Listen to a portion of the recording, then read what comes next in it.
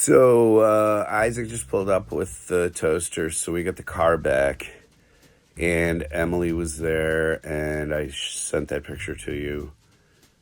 And when I got back in here and started filming, and I realized which shirt I was wearing when I just greeted my grandkids and their parents.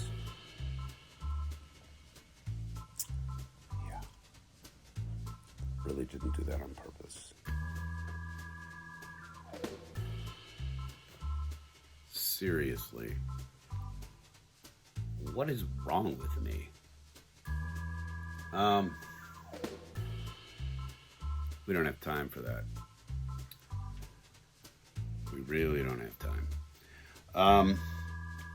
Hey everybody, welcome back to the Monkey Shine Lab here in beautiful and scenic Oregon. We've got some neighbors out using power tools, so you know it's a beautiful day outside. So let's stay indoors and talk about toys. Today I got a couple things for you.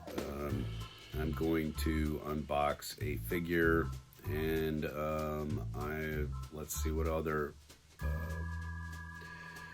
fun I can get into here now that I've been left alone for a minute or two. Interesting bit of news. I found something to hold my balls. My wife got these, they're kind of like a candy. They're like a truffle or something, I guess you'd call it. But anyway, like got it super marked down. Candy doesn't go bad. But anyway, the cool thing is that this plastic case, holds Bakugan balls really well.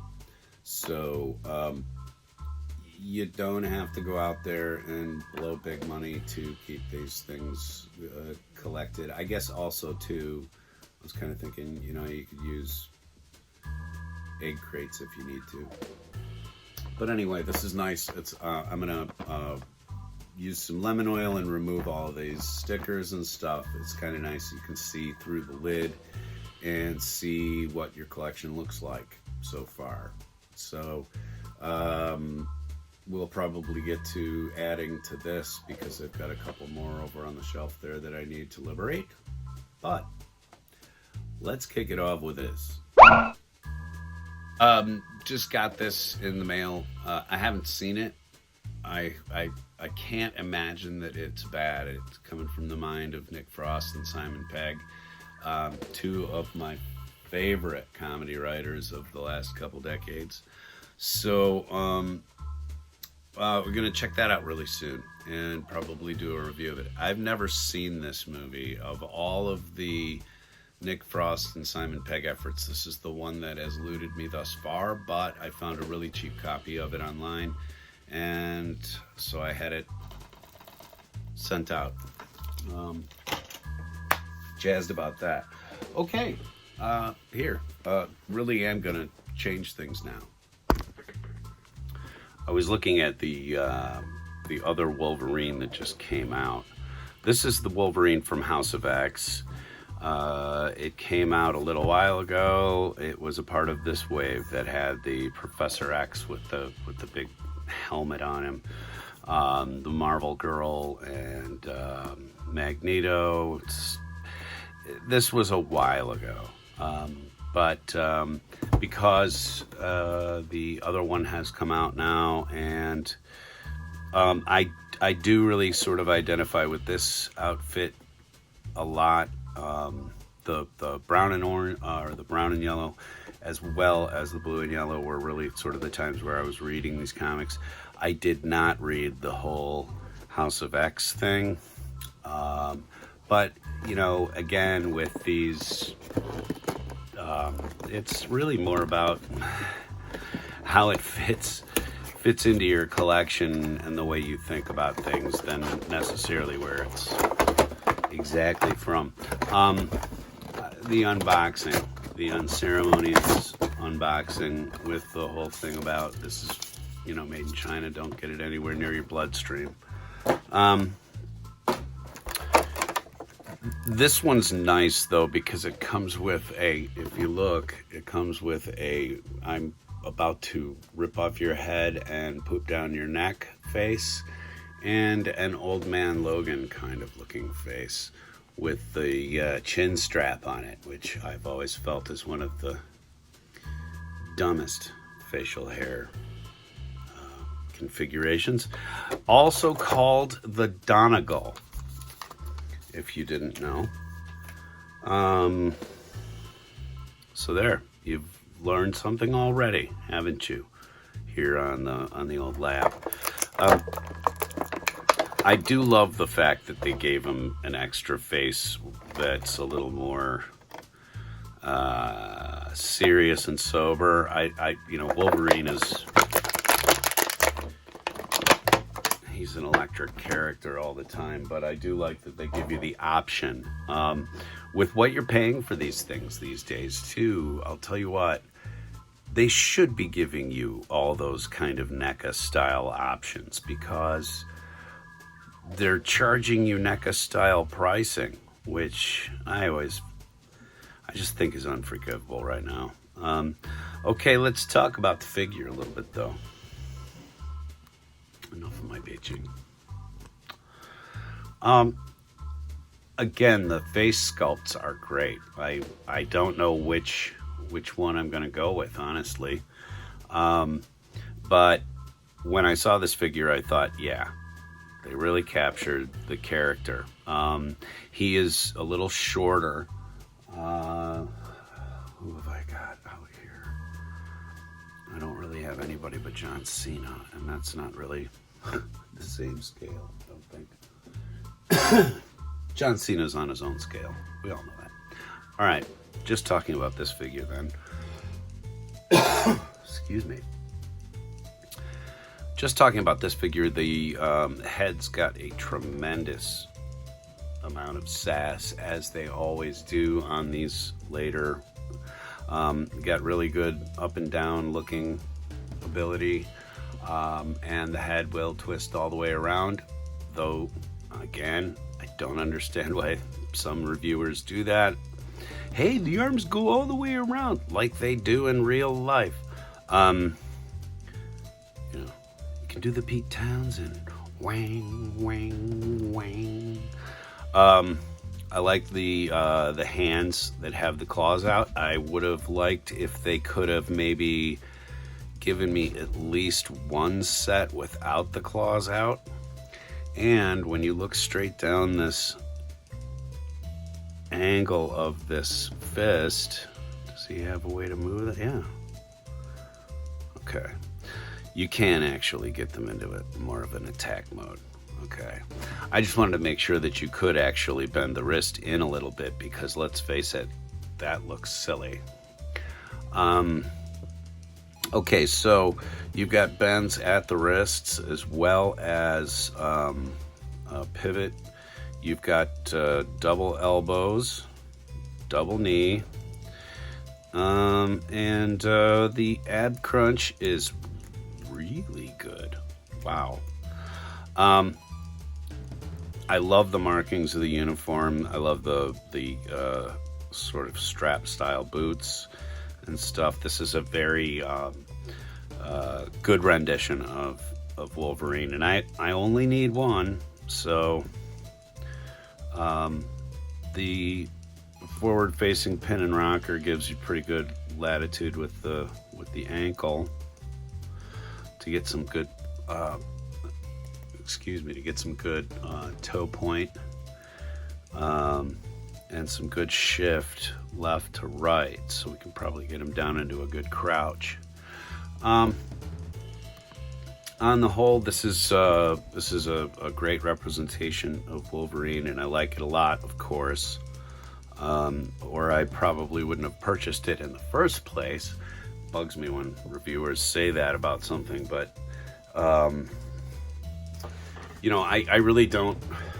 I try not to buy everything that I see, even though I may like it. You know, you got to draw the line. You've got to control your urges. So this was the House of M, or House of X, excuse me, version. This came out last year. So he's been sitting and waiting to get out of his box on camera here for quite a long time. But there he is, Wolverine. Awesome. I purchased this back when they were still, I want to say they were $20. They were $19.99, I think, when I purchased this. I definitely picked it up at a Target, so it was to the higher side of that. I have not purchased a Marvel Legend since all of the planned price increases, plus the overall industry increase in everything that we've seen. Everything has gone up on average of about $2. If you go to your local toy aisle, that's what you're gonna experience. And I think it's part of our job to kind of, you know, tell you about that. The landscape has definitely shifted. It's definitely changed. Marvel has now changed their pricing structure up to some $25 in places. And this figure here at $20 was steep. It was way steep because it's only one figure and it's only got one extra that came with it, which was an extra head. Okay, these are not that difficult to produce because they do it all the time, you know. And this is Hasbro. This is they've got the money to be doing this. They're just pissed off because they ate it on Eternals. A lot of stores really took a hit getting those Eternals figures into the bloodstream for a while. But I don't buy Marvel Legends anymore because I think that the price is too high. Just simply for what you're getting as a quality of a product, but also just, you know, overall, they're just not getting much for your buck anymore. You look at them. The most recent, the Wolverine, it had a second head, I think, an unmasked head, which was cool. But, you know, is that $25, $26? I don't know. You tell me. Tell me in the comments below what you think about the overall cost of everything, no matter what you're into, whether it's action figures or, you know, the only thing that I have not seen creep in any sort of price way is diecast. Seems to be remaining fairly firm. At least main lines are still $1, you know, 94 cents depending on where you go to shop. I have not seen main lines shift in price, and that is a really good thing. And that also tells you where their profit margin is on those cars. Because everything, from food to toilet paper and all the points in between, have gone up. Everything, the price has gone up on everything. And availability of some things. Thank God. I've still got this thing. The dog just jumped.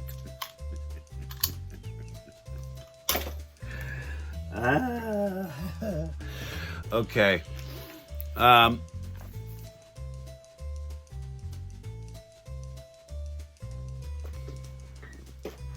Let's move on to something else.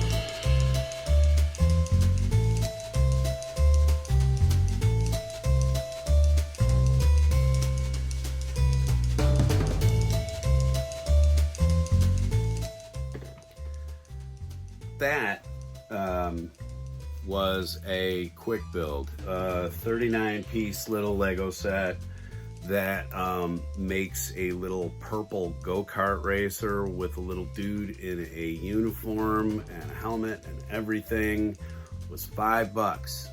Now, why did you show us that, Cameron? It's so silly. It's so stupid. It's not silly and stupid if you've got kids in your life. And the beautiful thing about Lego is that not everything is completely unreasonably priced. When you keep your eye out for it, and the place to do that is end caps at Target, and there's usually a basket at the Walmarts. If you're in America, look in your box stores worldwide. Basically, there is a basket of, at any given time, $5 Lego kits. They can be Star Wars related and affiliated. I haven't bought any of those because I'm not really into the Star Wars thing as much. But when you consider that an average Lego figure, a minifigure itself, is $5, to get this really kind of coolly designed little go-kart out of the deal, as a little table present, or as just a, hey, you're a really good kid and I love you present, they're fantastic. They don't take a long time to build, but it is a great little kit, and it's a bunch of really neat pieces that you can add to an ever-growing kit of Lego pieces if you're an adult.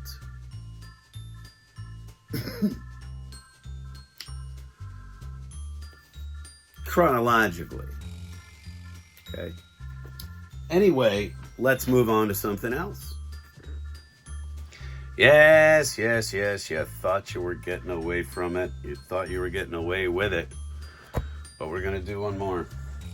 This is a completely different opening, though it may not seem that way, of a Bakugan ball. This is the Evolutions set of game pieces. This is where the game is currently. So if you go out and you see pieces on the shelves, most likely they're going to be Bakugan Evolutions. If you're in places like Ross and stuff like that, then you can find older stuff like Battle Brawl and other series.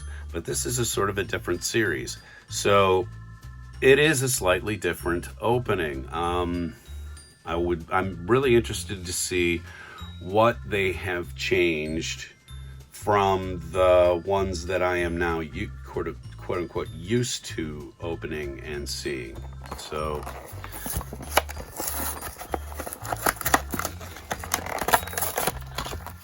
lest we tarry, I do like the fact that it seems to be less packaging on the whole.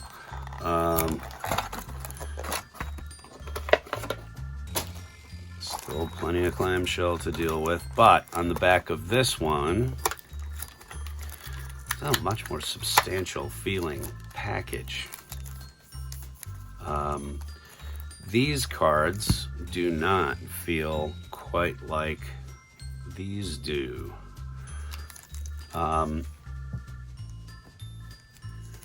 There is a slight difference in printing. Let's open them up,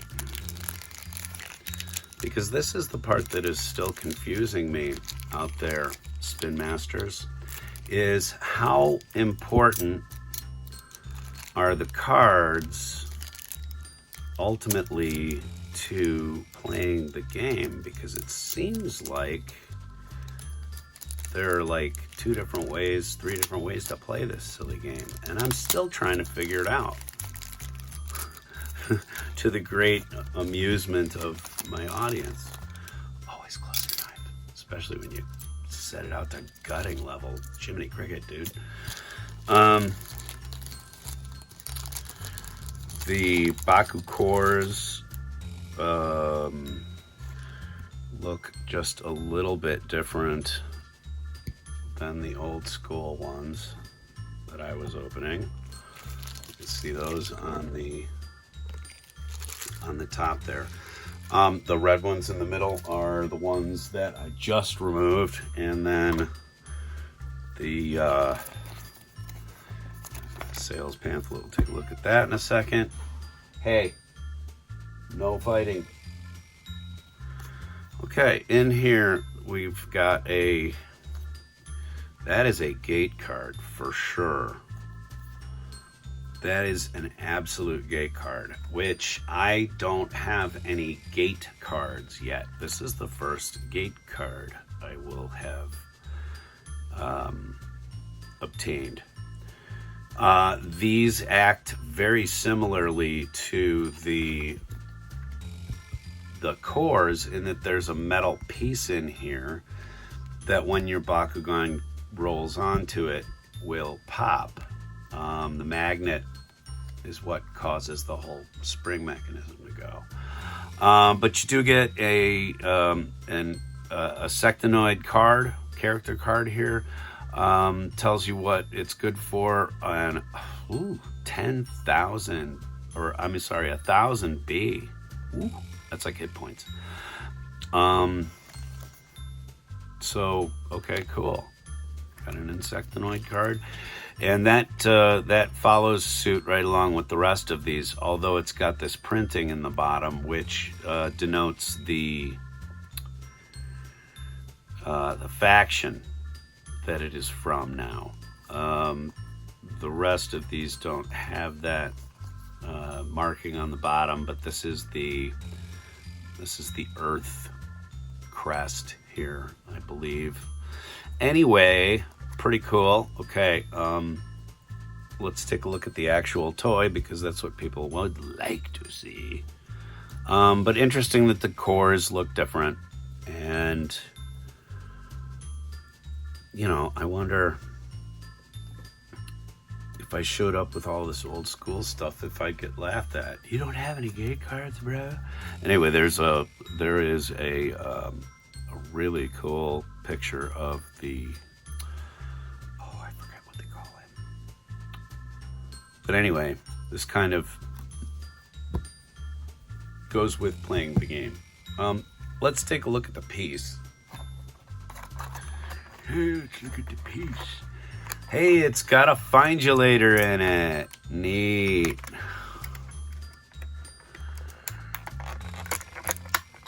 Find you later.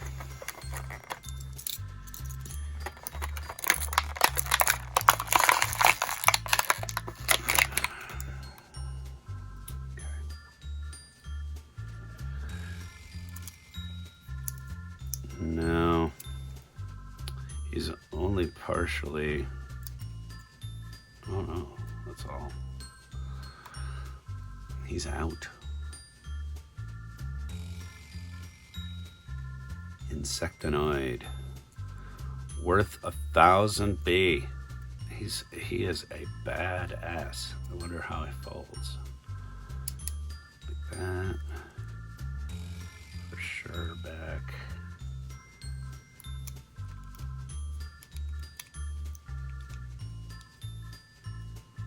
Got it.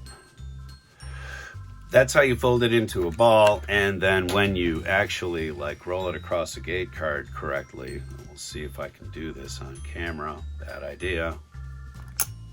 Hey, but I got it to hit. I got it to flip. That means that your Bakugan is actually in the brawl. If you roll across a card or a Bakucore and your character opens up correctly, which, believe it or not, there's a correct way to do it. I'm getting better at it, as you can see.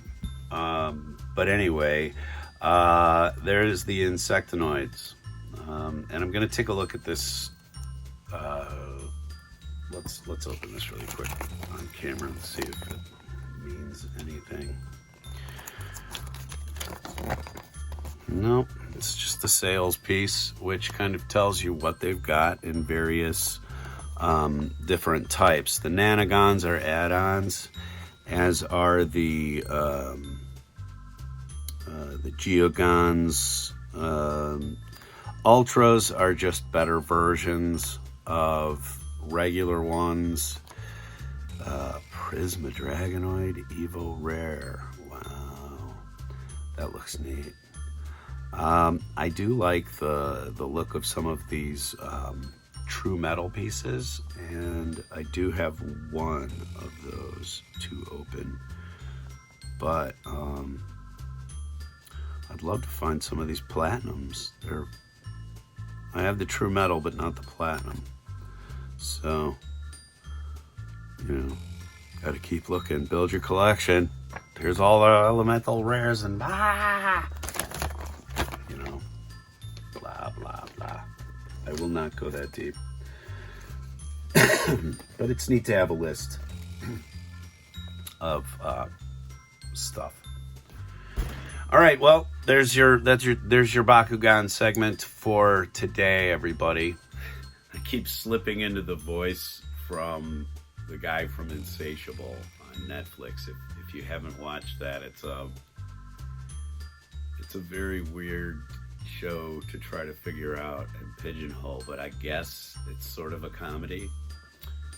It gets really dark, really twisted, and that's why my wife and I watch it, of course. Folks, if you do enjoy the ramblings and poor t-shirt choices and all the other BS that goes on here at Papa Fuzz's place, known as Monkey Shine Lab. I can't believe I wore that t-shirt outside. Please like, share, and subscribe. Do those things for us if you would, please. The sharing would be nice too. Although I can't see why you'd want to drag a friend into this, Who knows? Maybe you just don't like people that much. Anyway, thanks for coming out here to the Monkey Shine Lab, and we will see you all again very, very soon. Right, Axel? Is it time for an adventure? Axel says it's time for an adventure. And I've got a t-shirt that's appropriate. Radar Toys. I would like to make a public apology to my entire family for greeting them in that t-shirt. Don't get old, folks. Start making mistakes. Bye.